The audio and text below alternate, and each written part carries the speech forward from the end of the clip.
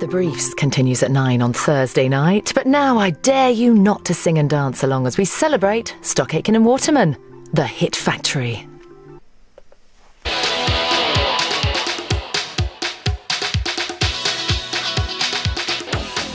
"25 years ago, the powerhouse production team of Aitken and Waterman launched their record label PWL and were at the top of their game. No one could ignore the success. They seemed to get up in the morning, in the afternoon, the team had written a hit. It was hit after hit after hit. It was like they had a gold wand and everything they touched just turned to gold. The year was 1987. They'd taken Mel and Kim to the top of the charts. We were living a dream, basically. It was brilliant. And made northern lad Rick Astley into an international superstar. Everybody thought this was a black guy from Chicago. And soon a soap star called Kylie would help turn their hit factory into a brand of British pop that for the next 3 years would dominate the charts.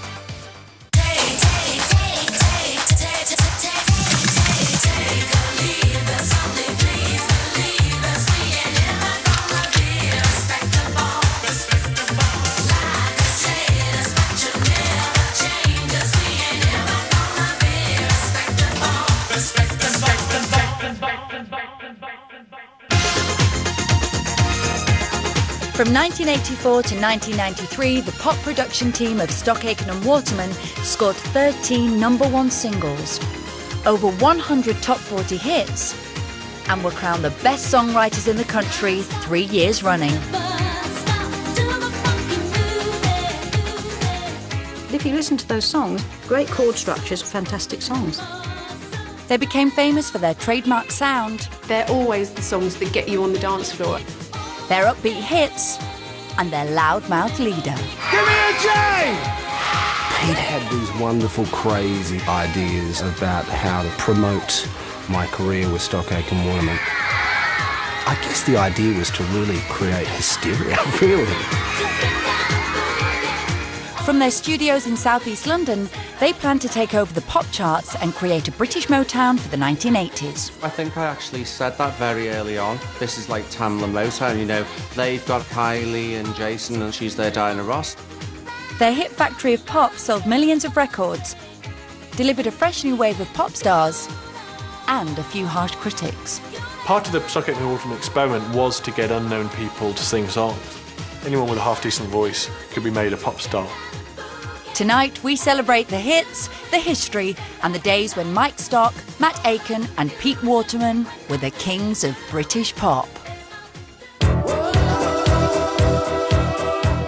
This musical tale begins in 1984. Frankie Goes to Hollywood were dominating the charts.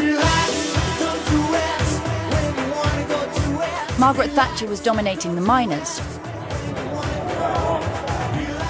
And Pete Waterman was sitting in London looking to build a new empire. Everybody forgets, but I've been incredibly successful from 74 onwards, you know. And certainly by 83, I signed Musical Youth and we had #1 all over the world, which I produced with Peter Collins. Pass the dutchie on the left-hand side.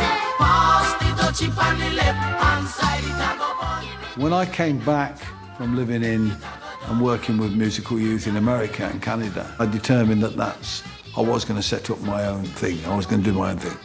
Professional musicians Mike Stock and Matt Aitken had worked together in cabaret bands and had recently teamed up to develop their long-standing ambition to write and produce pop songs. And when they knocked on Pete Waterman's door, the timing was perfect. And so Mike and Matt, they played me this one song, which was called Agents on Aeroplanes, the upstroke. I heard it and I said, OK, I know exactly what to do with this. Pete organised for the record to be released, and it was the first ever single from Aitken and Waterman. The first piece of business that we did properly with Pete was Upstroke, and it was somewhat influenced by Frankie Goes to Hollywood, which failed to trouble the top 75, but has its admirers. John Peel championed it, so it's ironic that John Peel was the first person ever to play a Aitken Waterman record. You know, not a lot of people would have thought of that, but he did. With the team in place, their next record made an impact with more than DJ John Peel. Breaking into the charts in July 1984, their first hit record wasn't by a sunny Australian soap star or a blue-eyed boy from the north. That accolade belongs to a 6-foot drag queen straight from the gay clubs of New York. Cult movie star and drag queen Divine had come to London to record a club track, and much to everyone's surprise, the new working production trio of Stock, Aitken and Waterman made it a hit. I put the TV on one night and Divine was on top of the pops. Now that was, groundbreaking for me. Just seeing someone of that size and someone of that height singing a song with that growly voice, it was just a complete culture shock. Technology for me was what had to change that record. So we really spent hours and hours and hours over every part of the song because it wasn't our song. Turn around, stand up like a man and look me in the eye. We had to really work on the sound because once you saw Divine, you either fell off your chair laughing or you walked out the room and switched the telly off. Hot from the gay clubs of London and New York, Divine's hit was part of a new era of high-tech, high-energy dance music. In those days, Hi-NRG was kind of the successor to disco. And my mother actually was a Hi-NRG disco queen and had the track So Many Men, So Little Time.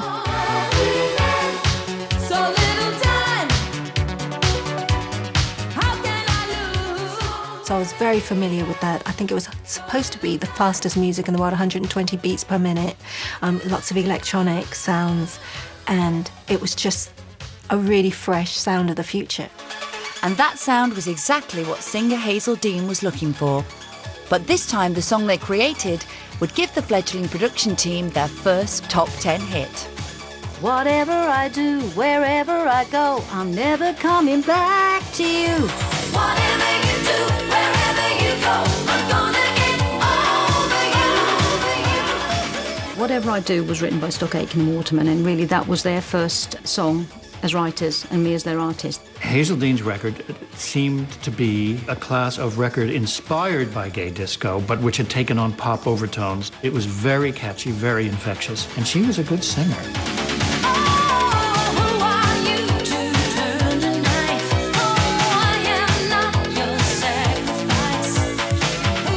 They were experimenting themselves with this sort of stuff. It was new to them. It sounded great, and they got latest technology, and it just sounded stunning.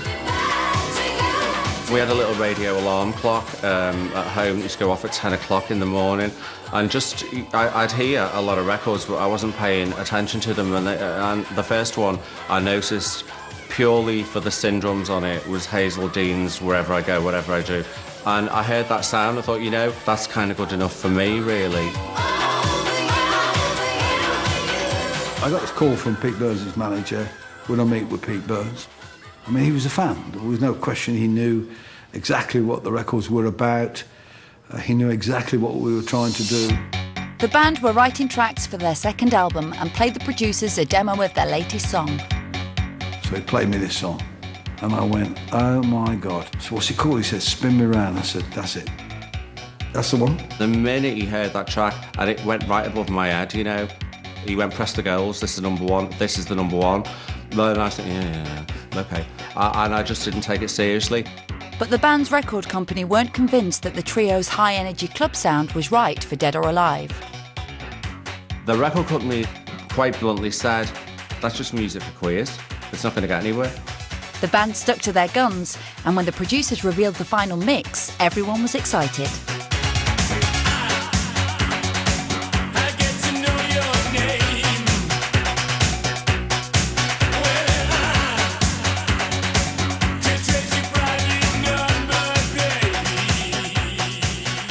And I watched Pete Burns' face. I mean, Pete Burns was literally like a child in a candy store. He lit up. It was just like he was singing whatever he was going to sing, and they were constructing whatever kind of track they wanted to construct. And you put them together, and the tension was amazing.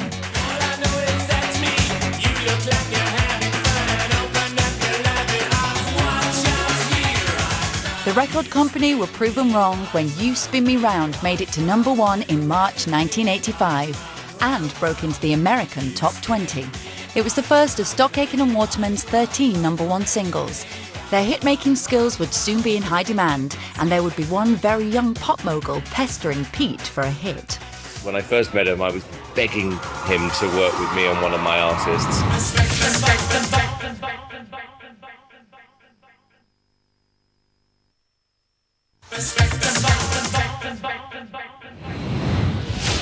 25 years ago, pop producers Stock Aitken and Waterman launched Rick Astley, Kylie Minogue and their iconic record label PWL.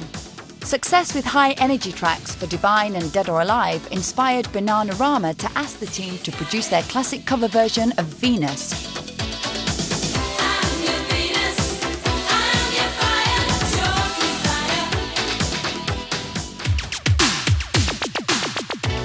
In 1985, as the team were setting up their new recording studio, experiments with 80s R&B sounds led to this rare track with 70s trio The 3 Degrees.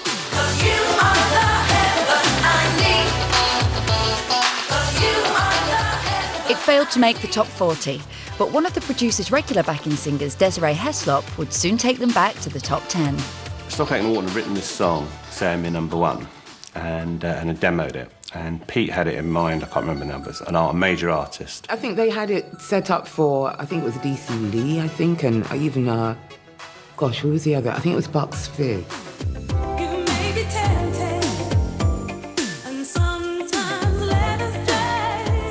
But with the demo sounding so good, Matt and Mike wanted the backing singer to get the song for herself.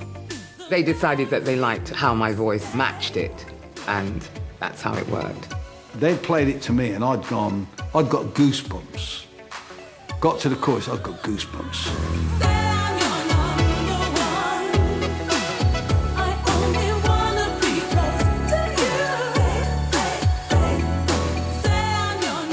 Desiree was managed by her brother Don, and before the track was released, he convinced her that he had the perfect plan to launch her career as a pop star. We have a royal family in music. We have king, we have queen, we have prince. We don't have a princess.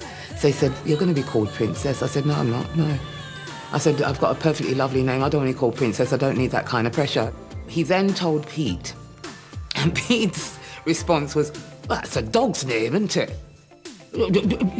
Princess? Princess? Princess? And Don said, don't you notice? How many times have you said it, though? If you compared it to the Hi-NRG records they'd made previously, it's worlds apart. It stood there on its own. And even now, if you listen to it, it's one of those timeless records. Now with a taste for developing their own stars, when two cool Hackney girls arrived at their door, Pete, Mike and Matt soon realised that the songs and the sounds for Mel and Kim would have to match their vibrant personalities. I absolutely love that video because it is 100% Mel and Kim, from the dance routines to the outfits. And we've got such an attitude in that video as well.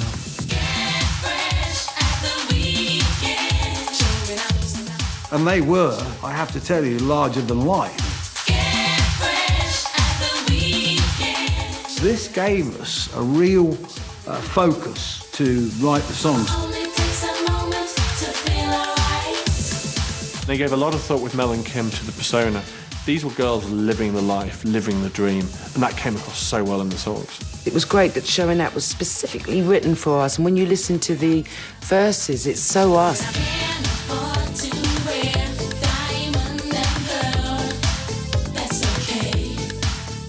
It was all about just having great fun, and it was great that Mike, being the lyricist, was able to put that down on paper.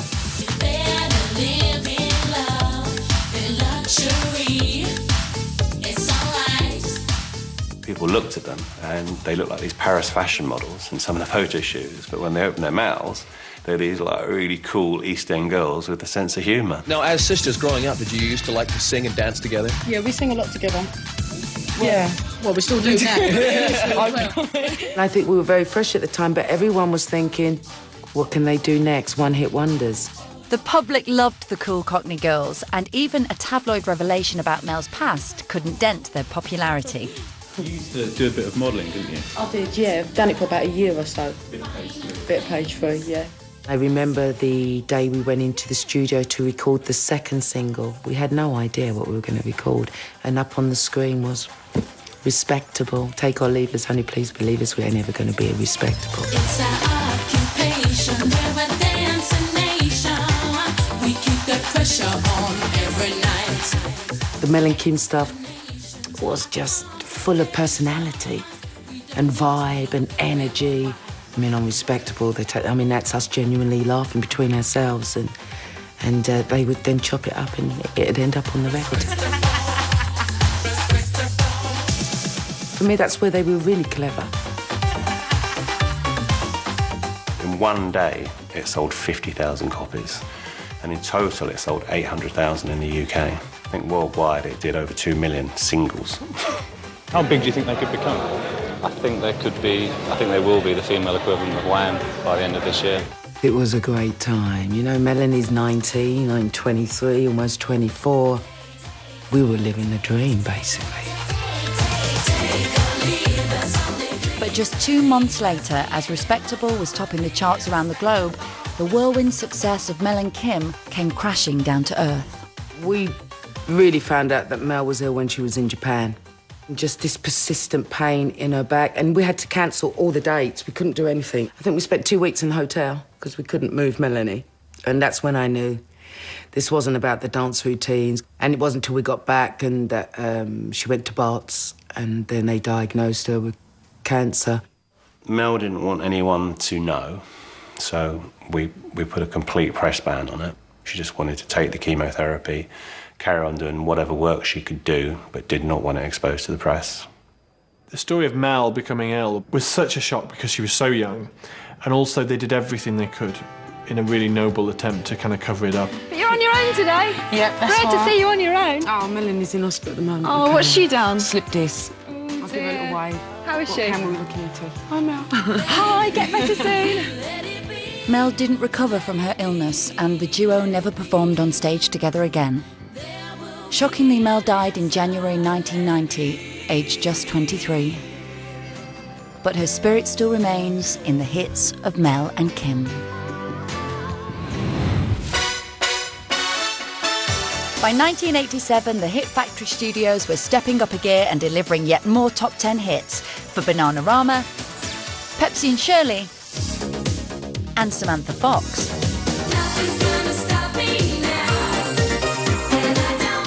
The hit-writing talents of Stock Aitken and Waterman were now in demand by all the biggest record companies, and one aspiring pop mogul in particular was desperate for Pete Waterman to grant him a hit. I can remember the first time I met Pete. One of the most egotistical, arrogant, difficult people I've ever met in my life, but also one of the most talented. Pete hated Simon, Mike Stott hated Simon, Aitken hated Simon, and Simon couldn't get into the building to get a record made. When I first met him, I was begging him to work with me on one of my artists. And Simon said, look, I've met Pete. He's finally returned my phone call, and I think he's going to work with us. He was chasing us, and then I suddenly picked up the News of the World on a Sunday, and there was Sinitta with her toy boy, and I thought, that'll do me, that'll do. There's a start, there you go. And Pete phoned Simon up and went, come in, mate, I've got your song. And we went in, and it was Toy Boy.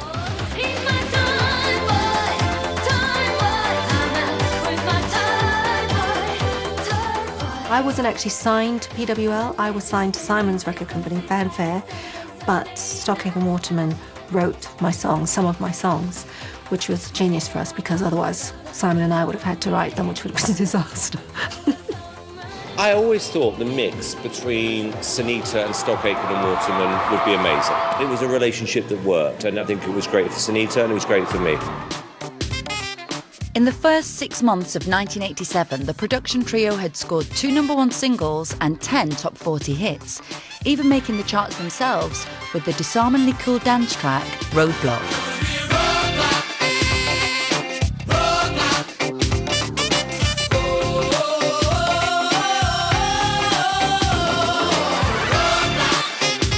But all this success was about to be eclipsed by the most unlikely of stars, Rick Astley. Newton Le Willows, Rick's birthplace, only has one other real claim to fame. was the first town in the world where someone was killed by a train. Here in this quiet northern social club, Rick's first manager persuaded Pete Waterman to come along and hear his fledgling new act. This is Monks' Social Club, which is at Woolston at Warrington, and this is a stage that Rick was first seen on by Pete Waterman. Loving Rick's voice, the producers spent over a year nurturing their new act.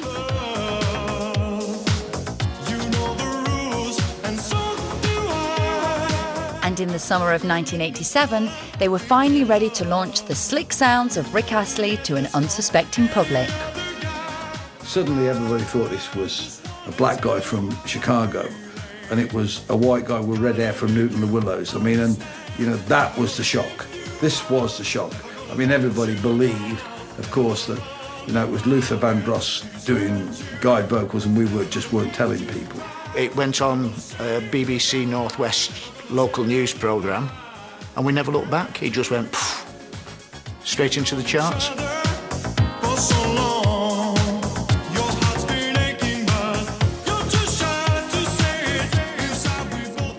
My name's Rick Astley. I've come to go on Top of the Pops.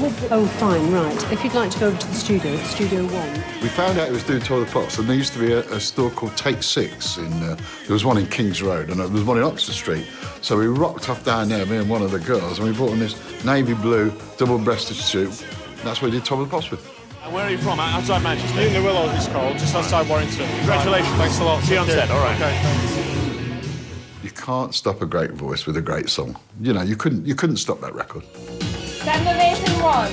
Come to 5. 8, 2, 3, 4, 1. We're no strangers to love. You know the rules, and so do I. The track knocked Michael Jackson off the top of the UK charts and stayed there for 5 weeks. The single repeated the same trick across the globe, making #1 in 24 other countries, including America. Not only was it a shock to Rick's system, it was a shock to our system as managers. We were working from Latchford Village, above a fancy dress shop that we owned. Now and again we'd be upstairs ironing the Pink Panther costume. On the line, you'd have me or Tony talking to somebody in Japan who were doing a multi-million-pound deal for Rick. You know, it was bizarre. I was with, at the Hollywood Bowl, watching Rick, and Whitney Houston, you know, just thought he was so cute. Oh, what a love. And that was Rick, you know, that cute little dance he did. Everything was just magic about it. It just worked. Rick Astley's chart success brought the team awards and international attention, but a stroke of luck would give their new record label PWL chart domination. People were going out there and buying these records in the truckloads.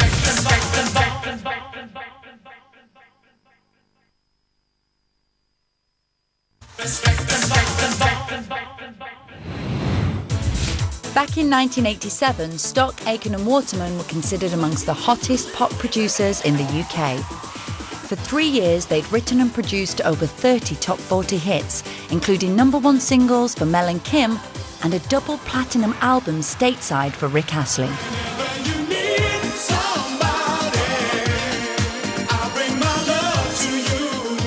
But the beating heart of this pop empire wasn't in the capital's glamorous West End, but in an obscure suburb of southeast London. This is actually the Hit Factory. This is it. Downstairs, this was my office, where these windows are. That upstairs was Matt and Mike's studio. The studio was here. The control room was in that window. Here's the boss. Here's the boss.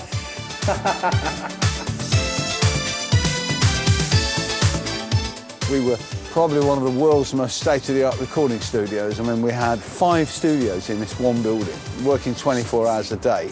And literally, it was bursting with engineers and recording equipment. This is the famous Pete Hammond. It's me. In the famous PWL bunker room.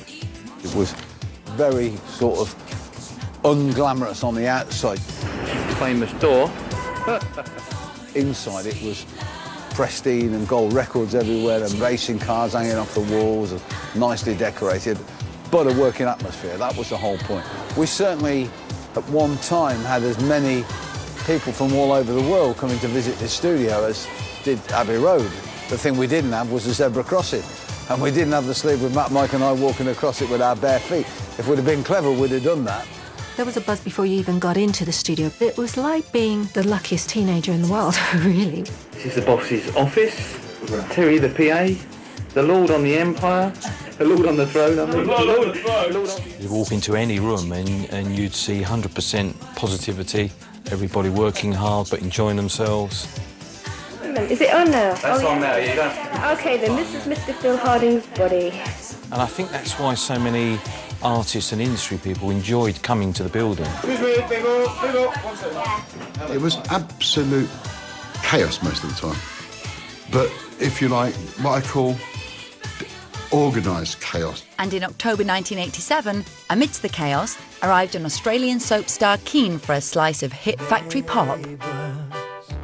I got a call from Australia saying, we've got a girl called Kylie Minogue, you should see this girl. She's in a programme called Neighbours, and we'd like you to write and produce the singles.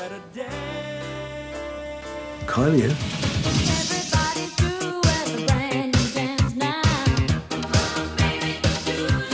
Kylie had just had a #1 hit in Australia with a cover version of The Locomotion. And her record company were desperate for a follow-up hit. the last thing I needed was another artist in the studio. That's the one thing I didn't need. Mushroom Records flew Kylie over without, I think very few people knew she was coming, you know? Definitely might have stopped my Aitken and Pete Waterman didn't really know. So I accepted this gig without even knowing who Kylie Minogue was. Well, don't even remember accepting the gig, to be totally honest with you. She came in reception a few times and then went out, obviously went sightseeing, shopping or whatever she was doing. After 8 days waiting, one final visit to the studios left just a few hours to record a song, but nothing had been written. It was only really Mike being such a gentleman, he wouldn't let her down. He said, no, we're going to do it. I remember Matt and Mike sitting at the typewriter, as it were, scratching out the lyrics. Finally got her in, they did a basic track and put her vocal on. So within, I don't know, probably 2 hours, the basic record was made. Then it was kind of buried for a while. No one did anything with it. Kylie flew back to the set of Neighbours and the track was left unfinished until an unexpected call came from the BBC. The thing that broke the record was a guy called Michael Hurl, who was a BBC TV producer who did Top of the Pops. He also did a thing called Noel Edmonds' Christmas Special. One of the big stars of Neighbours is the lady who plays the part of Charlene. Her name is Kylie Minogue. Michael Hurl called me from Australia and said, I'm down here, I've seen this new artist, Kylie Minogue, I'm really impressed. I saw her do a performance. I'm told you have her under contract. I'd like to make a video clip and I'd like to pop it into the Noel Edmonds show at Christmas. And you just think, wow, what just happened? Here comes the music and your dedication.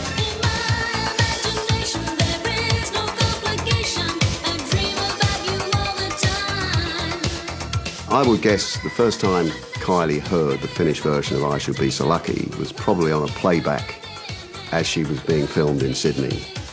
The vocal was the same, but it was everything else. The embellishments were very different, but a great pop record.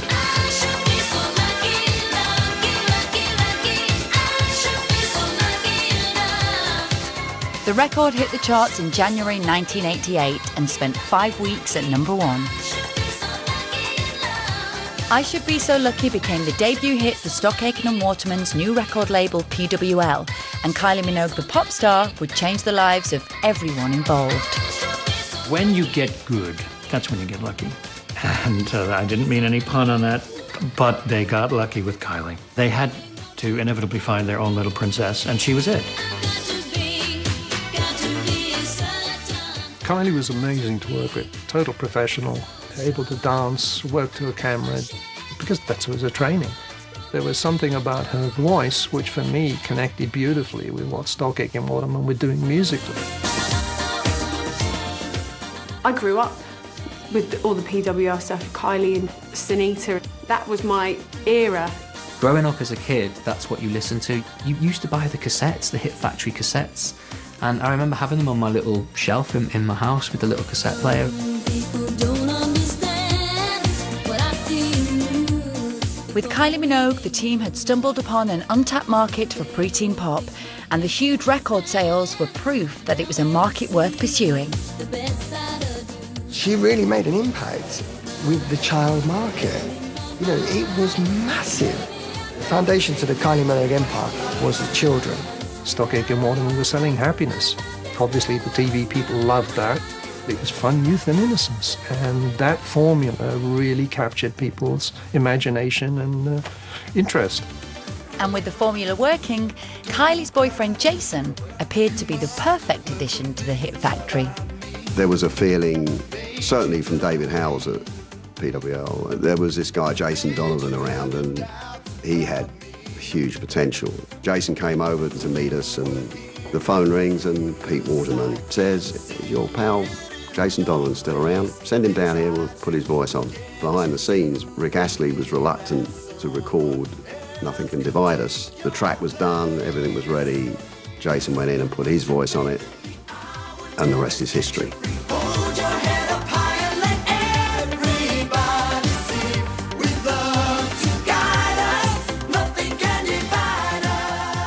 Funny old record, Nothing Can Divide Us. You know, it's not the easiest melody in terms of journeys. I can understand maybe why Rick Astley rejected it. The best for me was yet to come.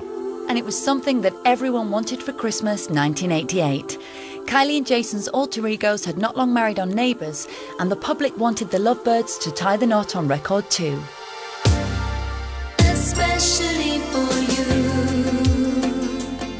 I wanna let you know what I was going through.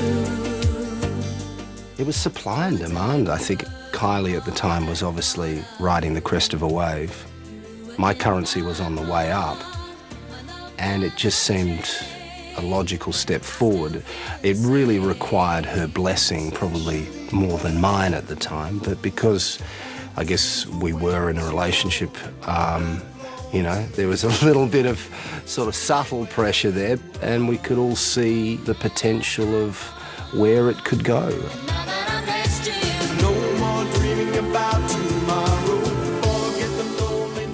I do think as a melody, and I do think as a piece of songwriting, it's probably one of their best moments. It defines what Mike and Matt were damn good at, looking at individuals, coming up with a great melody. I mean, what a wonderful piece of writing that is.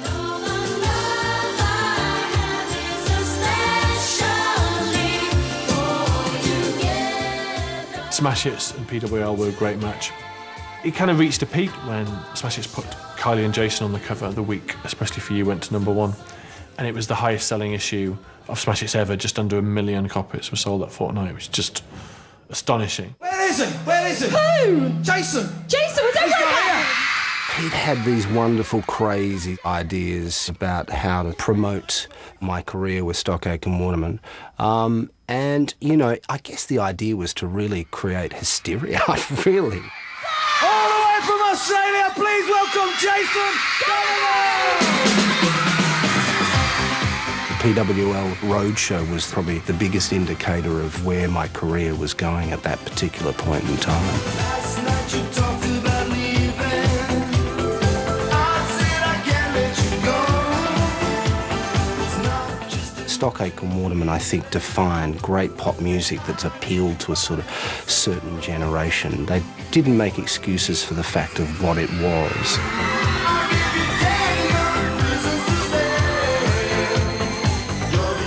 To find myself in that fold with the highest selling record of 1989, recording songs with the best producers of that time, you know, I was living the dream. By 1989, no one could ignore the success of Stock, Aitken and Waterman. Not only had they turned Rick Astley into an international singing star, they now had their own record label and 2 huge stars selling millions of records. But not everyone was happy. People come up to me and go, "Oh, Stock Aitken and Waterman, oh, cheesy rubbish, you know, anyone can write that stuff." Well, I'm sorry, you can't.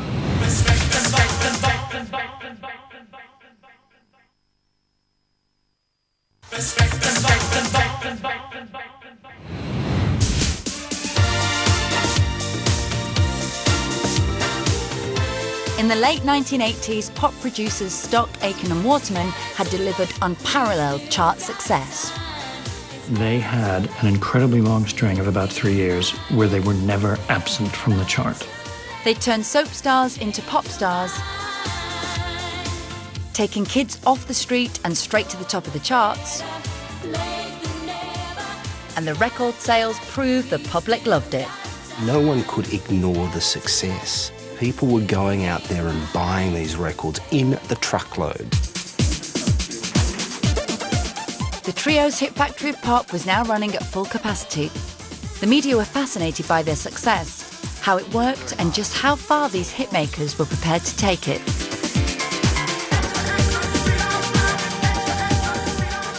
I suppose, we do have an outrageous ambition. We're doing pretty well at the moment, I suppose, but we would like to get all 10 of the top 10 at one point. But as their profile increased, so did the media's scrutiny.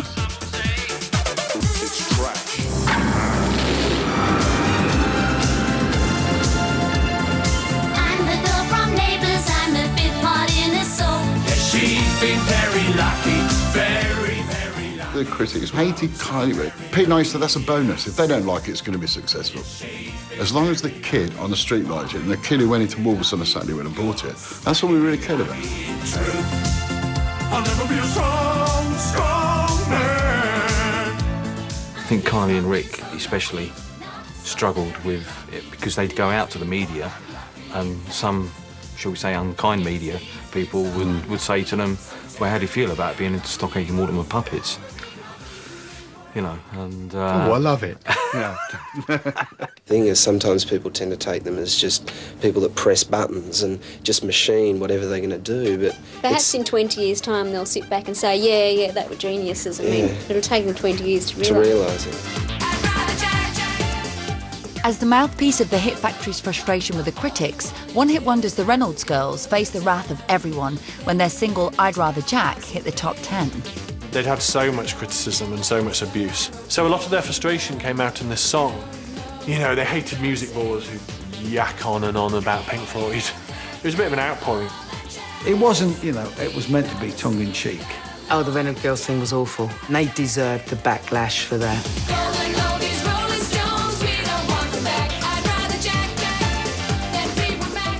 I actually think it's one of their finest singles, but it wasn't existing for that reason. It was existing because they wanted to make their point. But no matter how varied the sound or the artist, the producers' growing domination of the charts led their hits to face the same critique.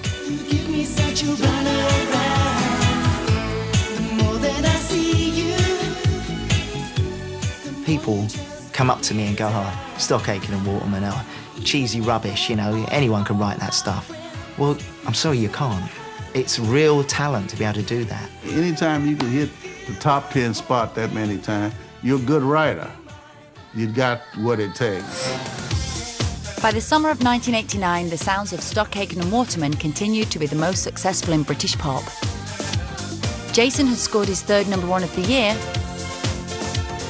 Kylie's Hand on Your Heart had taken her back to the top of the charts. And when the latest kid to skip from the Hit Factory floor went straight to the top spot, it seemed almost effortless. Here she is, Sonia!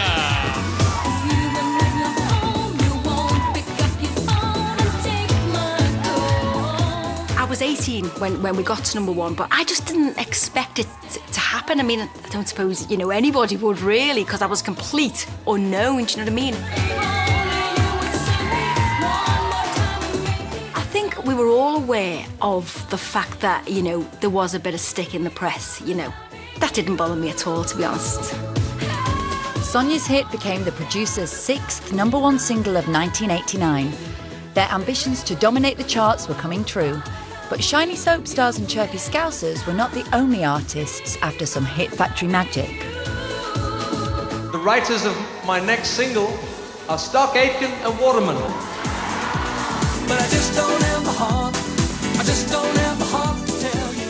But perhaps the the most surprising addition to the Hit Factory heatwave of hits that year was the arrival of an American disco diva from the 70s, Donna Summer. For me, their greatest record is the Donna Summer. This time I know it's for real.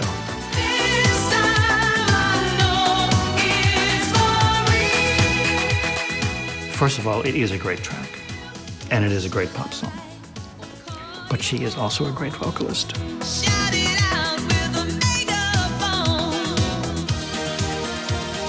From the songs to the production, the album was a labour of love for Stock Aitken and Waterman. And as this rare footage reveals, even the image was part of the Hit Factory package that would bring Donna Summer back into the charts. You've got an exceptional singer that is slightly out of her genre, and you've got us slightly out of our genre with a special singer. So you've got just a unique album.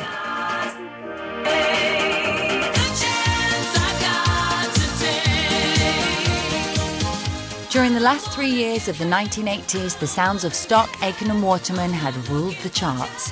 But the next decade would be a very different story. In January 1990, the Hit Factory enjoyed their 13th #1 single with Kylie's cover version of the 50s ballad Tears on My Pillow. But this would be the last ever #1 hit by the production team. You don't remember me, but I remember you. We hit the 90s, and suddenly you've got grunge, gangster rap, and Britpop. Well, none of these fit Stock Aitken Waterman. And music is moving away from them. Soul to Soul were coming through, Black Box. I mean, some great stuff. Snap. I've got the power. It was much harder. It was funkier. It was edgier. It was the 90s. It happens.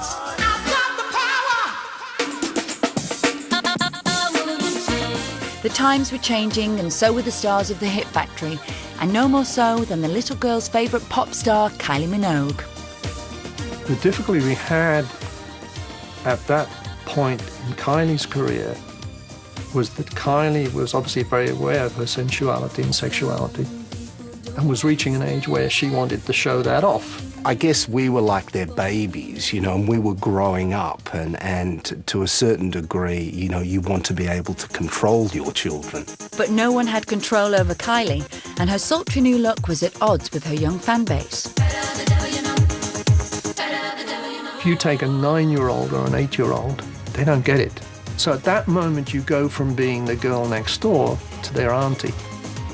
The all-new Kylie continued to hit the top 10, but without the young kids, the records weren't selling in the same numbers as before, and the pressures for the Hit Factory to keep its grip on the charts was felt by everyone. The truth is that Kylie and Jason became so big, they became bigger than Stock Aitken Waterman. And we couldn't deal with that. We just couldn't handle it. You know, Kylie needed another hit, Jason needed another hit. I should have sold Kylie the year before to EMI and just gone back to our roots and started again. But we had 60 staff who needed paying every month. When there was that backlash against them, I kind of thought they'd disappear for a while, and then they would come, but, you know, Pete would get his antennas on again, and they'd come back with a new sound and go, you know, it's not over yet. But obviously it didn't work that way. By 1992, the Stock Aitken and Waterman brand of pop was falling behind, and no amount of reinvention could stop Rick Astley, Sonia, Brother Beyond, and even Jason Donovan from leaving the Hit Factory fold. The team worked really hard to carry the success on in the early 90s, but it was a struggle. We'd lost Rick by then. Jason was possibly struggling after 2 albums in terms of freshening up the sound. Kylie, she wanted to move on and work with some different people. It was a difficult time, I would say, and Matt Aitken was the first one to throw the towel and say, you know, I've had enough of this. Shortly after completing Kylie's final album for PWL in 1993, Mike Stock and Kylie Minogue left the Hit Factory, and an iconic era of British pop was over.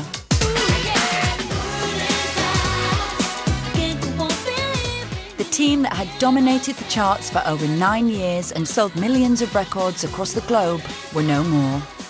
But the hitmaker's story doesn't end there.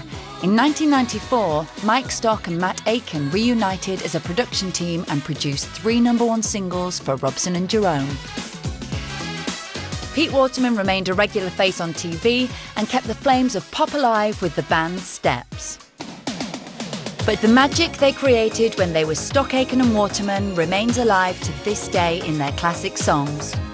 And perhaps 25 years on, everybody can appreciate the record-breaking achievements of the Hit Factory. You know, they were beautifully crafted pop songs. No one was trying to be cool. It was about a celebration of life, and that puts a big smile on my face. The minute you heard 3 or 4 bars of a song, you know it was them. They wrote some fantastic songs and they were brilliant, brilliant records. Anyone can have a #1. To have 10 or more 10 years in succession, that deserves an Olympic gold medal. They're just songs that you're just never ever going to forget, and you know them word for word. I just think we made great records. We made great pop songs. People just loved it.